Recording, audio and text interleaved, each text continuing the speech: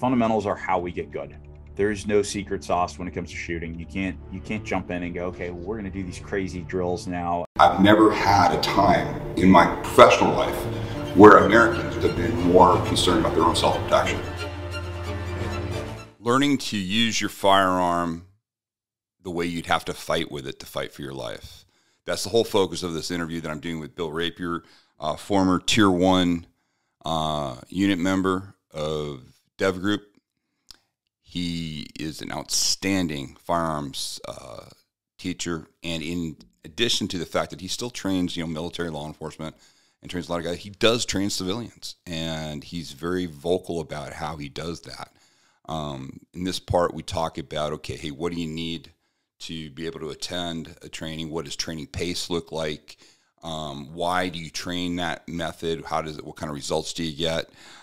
We talk about, some equipment issues that are in there. And then towards the interview, where we just, towards the end of this part of the interview, we get into what it actually means to fight, to fight for your life, and how do you train to fight for your life, and what are the methodical ways that you do these things. Bill has some just great insights to that. So I hope you enjoy the second part of my interview with Bill Rapier of Amtac Training and Amtac Blades. Some of the people probably listening are probably like saying, oh man, it sounds like too much for me. Can you talk about training pace? How you walk people through what is, how do they learn to do this competently? And people they're already imagining ballistic movement and everything that we just talked about. Like, oh my God, it's gonna be crazy, when I go. But how do you actually approach something like that? And what do you find most effective on, for getting people to get competent? Yeah. So I guess first off, my average guys they're professionals, in either in the trades or they're professionals. And most of the guys are in shape. I mean, that is one of the things that I put on my class. Hey, this is a physically demanding class. You need to have a baseline level of fitness in order to participate. It doesn't mean you have to be, a triathlete or a power lifter or any of those things. You just need to be, if you're not used to standing on your feet and moving around and being physical, you're more likely to get hurt. And if you get hurt, then it's going to slow the pace of training down. So first off, you don't have to be, super soldier, super athlete or anything like that to do this. You do need to be heads up. You do need to be 100% safe with your tools when you show up. Our progression, almost every class, I start off with fundamentals, because fundamentals are how we get good. There's no secret sauce when it comes to shooting. You can't jump in and go, okay, well, we're going to do these crazy drills now, and then try and teach as people screw them up, and then try and go back and teach to, oh, well, on the fundamental side, you were screwing this up. I mean, that is a way to teach, and you can do a more advanced class that way, where you start off shooting drills, and then you go, but you end up always going back to, well, we need to analyze this part. Like during your drill, you were screwing up your draw stroke, or you were screwing up your first shot on for your presentation. And all those things get worked during your pistol fundamentals or during those carbine fundamentals. So that's what I start every class with is just working through pistol fundamentals or carbine fundamentals, because that is how we get good. It's getting to that unconscious competence level with your tools. And for guys that aren't familiar with the competency hierarchy, when you start training, you have unconscious incompetence. You don't know that you're horrible at doing this. You're just like, oh, that looks cool, let me do this. To put it in grappling terms, you walk out, you're like, that looks cool. You walk out onto the mat, and next thing you know, your arm is straightened out and you're tapping, or all of a sudden, the world is shrinking because you're getting choked out, and then you're tapping. So that's unconscious incompetence. You train for a while, and all of a sudden, very quickly, especially in jiu-jitsu, you reach a level of conscious incompetence. Wow, every time I step out on the mat, I get tapped out.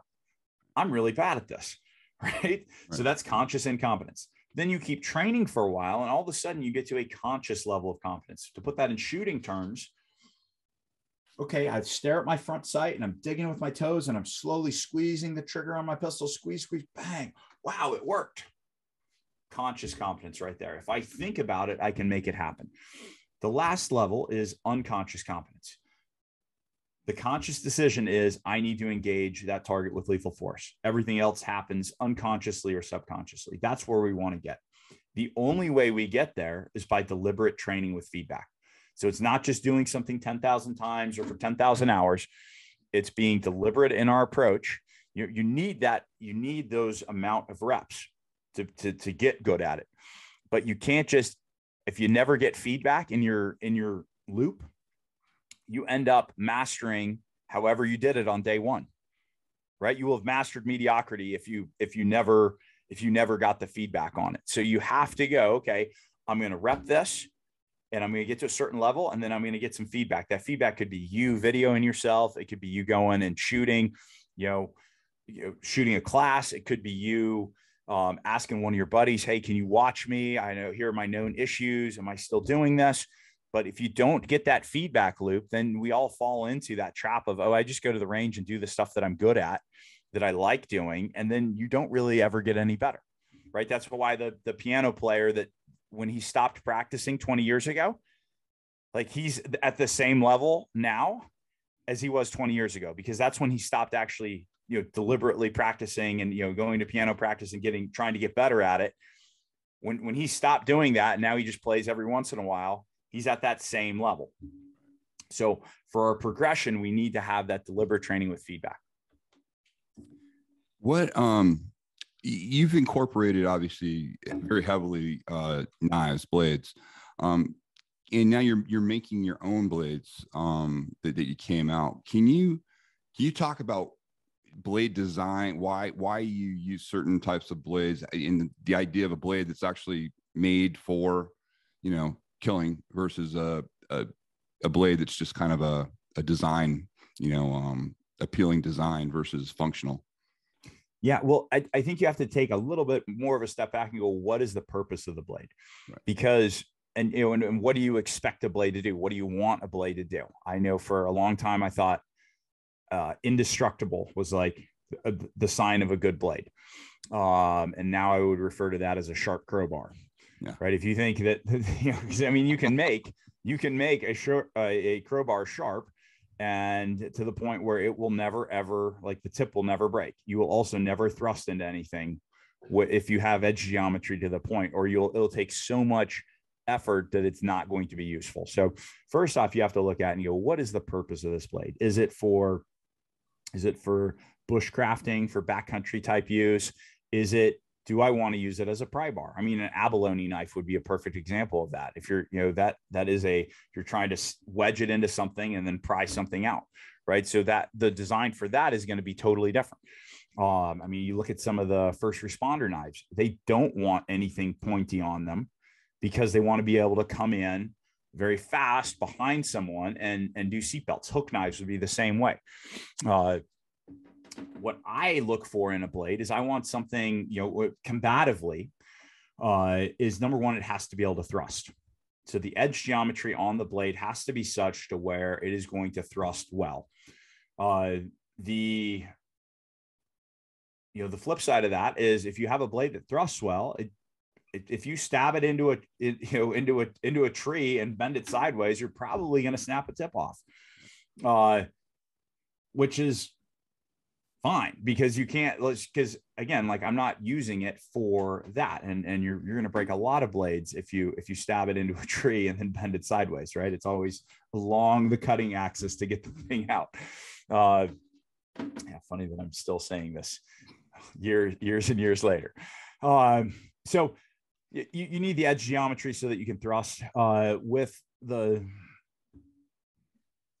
blades that you're going to carry to protect yourself. You need to be able to thrust with them, because we're carrying blades that are of a size that aren't going to give you great slashing ability. And so a lot of the systems that are out there, they talk about, oh, I want a blade that can slash. But really, if you want a blade that can slash, really you want something that will cleave. So I.e. like a kukri. For guys that don't know, a kukri is the knife kind of made famous by the Gurkhas, the British Gurkha regiments. Those guys would, charge people. I mean, even in Afghanistan, they've been known to do this. They get into places and they pull their kukris out and they're chopping people. Yep. Other blade cultures, in the Philippines, Indonesia, where there's still like an active blade culture, people are doing this. But when they're slashing, they're actually talking about cleaving. So they have bigger blades that will actually access the targets that we're trying to do when we thrust. They're actually able to access those with a slash. So if I had a short sword in my hand, I did a downward diagonal shot, by your trap, I'm actually going to come in here and I'm going to take out internal jugular, external jugular, carotid, sternocleidomastoid, like all that stuff I'm going to hit. I don't really have to think about, like it's better if I know that. But if I think that I'm going to do the same thing just with a slash with a short blade, I may or may not hit that, especially if the person has any kind of, a jacket or anything like that on. So when we talk about blade stuff with a smaller blade, we're talking thrusting first. And guys, just again, I always like to give credit to my teachers. I didn't invent any of this blade stuff. All of my blade stuff comes from either Sayat Kali or Atienza Kali. I think it's important to emphasize that this isn't Bill Rapier. This isn't my philosophy. This is real blade guys' philosophy on stuff. So that's why it's so important that you have a blade that will thrust, because if I can thrust, then I can take a smaller blade and I can actually puncture in, I can penetrate to the level of depth that I need to, and then I can cut out, or I can post penetrate, I can do some sort of a rock, and I can actually access the target that I'm going for. If I'm just relying on slashes with a smaller blade, it's going to be much harder to do that. Not that you can't do it, but it's going to be significantly harder, lower percentage that you're going to be able to get that move. That's the first and foremost thing that I'm looking for is that thrusting ability. Then specifically with our blades, with the Amtac blades, I'm backcountry a lot. In fact, I was late this morning for we had to reschedule our meeting by 30 minutes because I was up running in the mountains, and my 6-mile run turned into an 8-mile run because I was just enjoying it. It's rainy and I found some new trails and exploring, but with that, I find myself in the mountains a lot. So I like a blade that also has some backcountry application. So some of the things that we've done with all of our blades, i.e. not a super chamfered spine. So what that means by is the spine of our blades is sharp enough to where it will throw a spark, or you could do some fine, you could use it as a tool. Our sheaths our standard sheaths all come with ferro rods in them so that you can, throw a spark to light a fire. They also come with, some Velcro on the back so you can place, small, I normally put a little bit of tinder in there so that, again, miserable, it was snowing last week and then now it's just raining and I'm running through like ankle deep mud. If I broke my leg there, I want to be able to start a fire. And so being able, having a tool with me that does that, I've found very helpful. Now you do have to be careful a little bit, because what that means is you're making compromises, right? Because basically all blades are going to be some form of compromise. And so you just have to be careful, that you're not compromising too much, i.e. like a true dagger is going to thrust slightly better than any of our blades will, but I can thrust really well with any of our blade. Like I've thrust through level 3A soft armor with them. Like it will absolutely, if your tip is perfect, it will go through some stuff with fairly little effort. So if I had to baton or baton a piece of wood with a dagger, you're chewing it. So batoning is basically just taking your blade and then taking a stick or something and hammering it through a piece of wood in order to split the wood, either to get at a section that's drier or to create kindling or whatever. So that's one of the reasons that we haven't done a dagger so far. Just I like the kind of some of the utilitarian use of it. It's also why, I mean, the very first prototype we did was actually even more an even thinner edge geometry, and I was just like, well, it would have thrust phenomenally, but it was just a little bit too thin, because I do want it to be able to do some chores as well. I mean, we live on a farm, and I'm constantly, sawing through cordage or having to cut something or, press cut something. And so I did want a little bit more meat on the tip, versus if it was like a blade that was just going to stay on my plate carrier and I was never going to use it for anything other than, hey, my primary comes offline and it's, lethal force is appropriate and it's a transition point. So we like to do all of our stuff with a, yes, absolutely. You need to be able to thrust with it. But then also we want some backcountry application with all of our blades as well. What, how do you approach people? This is a question I get all the time. How do you approach like students that with the idea of speed? Meaning, oftentimes what happens is people try to add speed a little early before they've really got it down. What's your thought process on that? And how do you encourage people to train, and how do you encourage them to engage speed?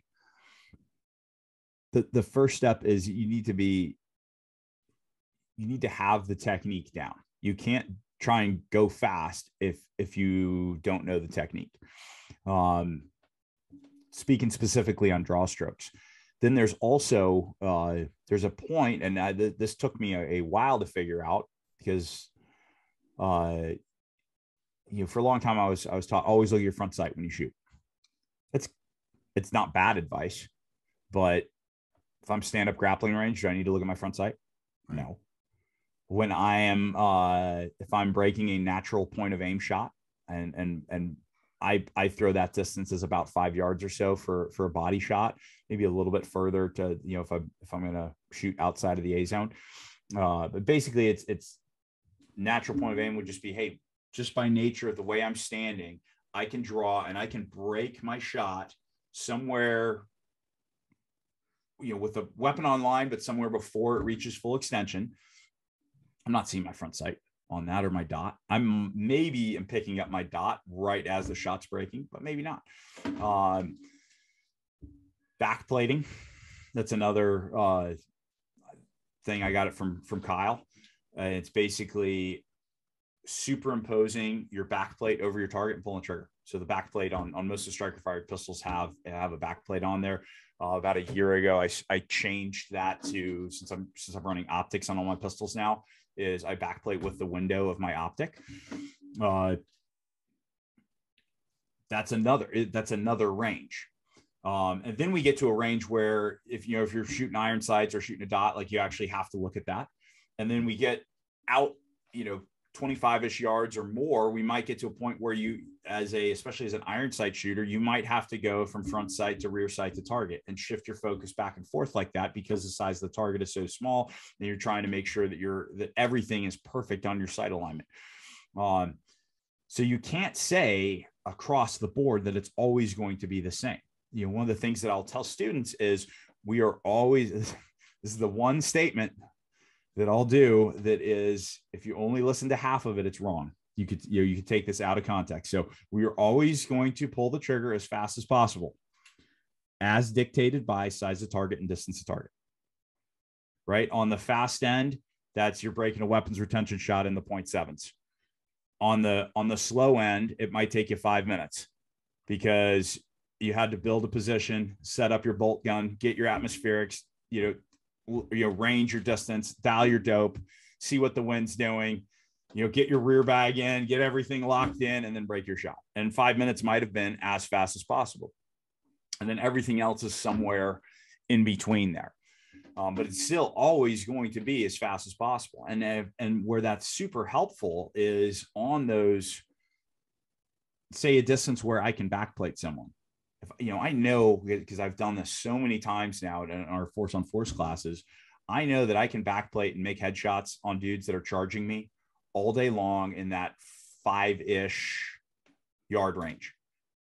And I'm definitely not looking at my sights when I'm doing this. I'm looking at my target. I'm superimposing either my window or my backplate, and I'm pulling the trigger. And I've been very successful with getting students to do that. In fact, students that were like, after the first time, they're like, what? You want me to run offline to the target and draw one-handed and shoot them in the head while sprinting? I'm like, yep. And they're like, whoa, this is crazy. And then like 2 reps later, they're doing it. And the only reason they hadn't done it before is because people generally don't do training along these lines right here.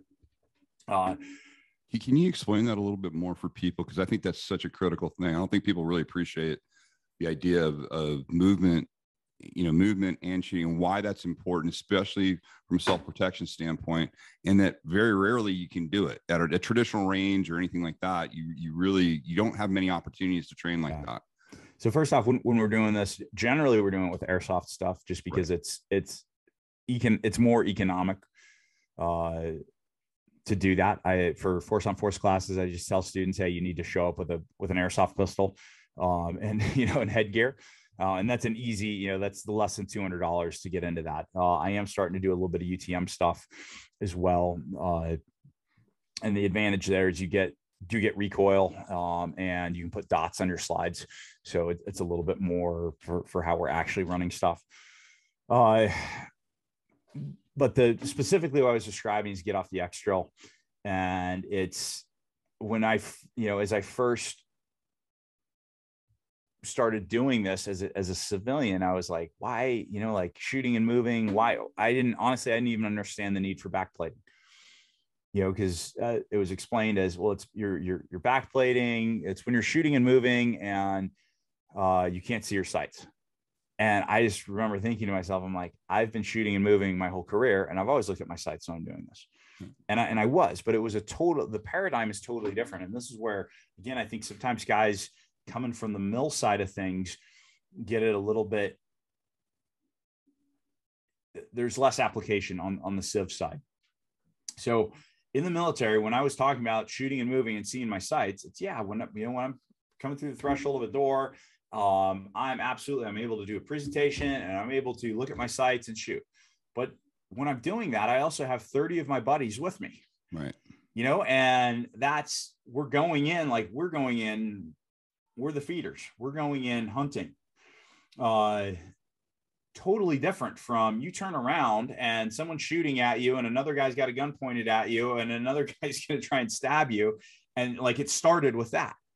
So it under those circumstances, with the other guys already gone first, are you better off just standing still, drawing your pistol and shooting? Or are you better off sprinting, right? Try and decrease that, make it harder for him to hit you, and then draw your pistol and shoot. And if you're within a certain distance, and you train this,